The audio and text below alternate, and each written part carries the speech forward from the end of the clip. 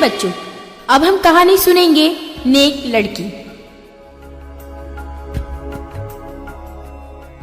आयशा बहुत अच्छी बच्ची थी। इसका ख्वाब था कि वो बड़ी होकर डॉक्टर बनेगी और गरीब लोगों की खिदमत करेगी।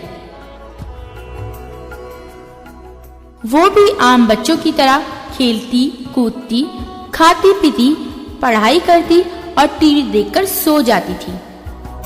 मगर इसकी एक बहुत अच्छी आदत थी कि वो हर मामले में गौर फिक्र करती थी।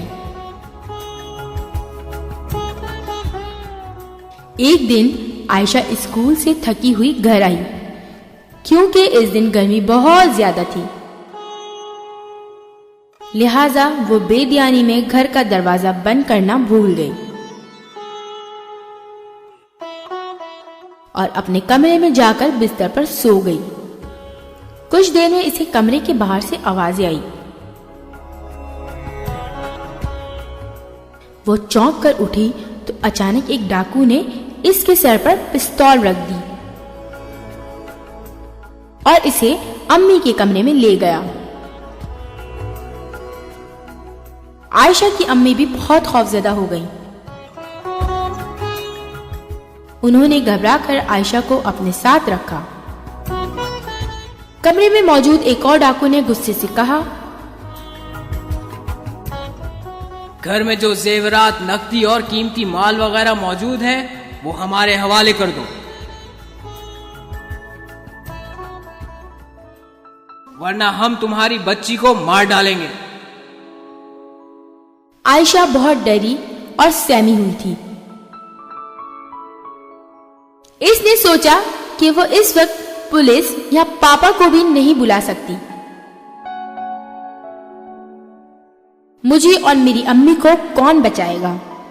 ये सोचते ही इसकी आंखों से आंसू बहने लगे और बेइख्तियार इसके लबों पर अल्लाह का नाम आ गया कि बेशक वो ही बचाने वाला और हिफाजत करने वाला है। इसे यूं लगा जैसे इसकी बात कोई सुन रहा है। वो सोच ही रही थी कि अचानक सायरन की आवाज आने लगी, जिसे सुनकर डाकू हड़बड़ाकर भाग गए। आयशा की अम्मी को कुछ होश आया तो उन्होंने देखा कि पड़ोसी के यहाँ जो एम्बुलेंस आई थी वो इसी के सायरन की आवाज थी। आयशा और इसकी अम्मी ने एक दूसरे को गले लगा लिया।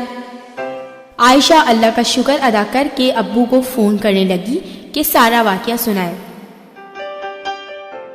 मगर आयशा के दिमाग में एक बात घूम रही थी कि अल्लाह ताला के एहसानात का हम कैसे शुक्र अदा करें।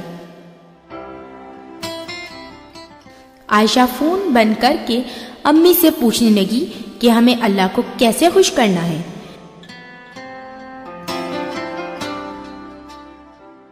अम्मी ने इसे बताया कि वो सब नेक काम करके जिनका हुक्म हमें अल्लाह ताला ने कुरान और हदीस के जरिए दिया है।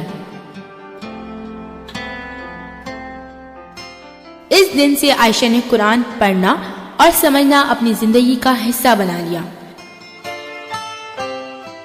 वो हदीस की किताबें भी पढ़ती है और अमल करने के साथ साथ मुश्किल वक्त में बड़ों से मदद भी लेती है। बड़ी होकर इसे काबिल डॉक्टर बनना है और गरीब और बेसहारा लोगों की मदद करनी है। इसने अहद किया है कि इसे हर हाल में अल्लाह को खुश रखना है।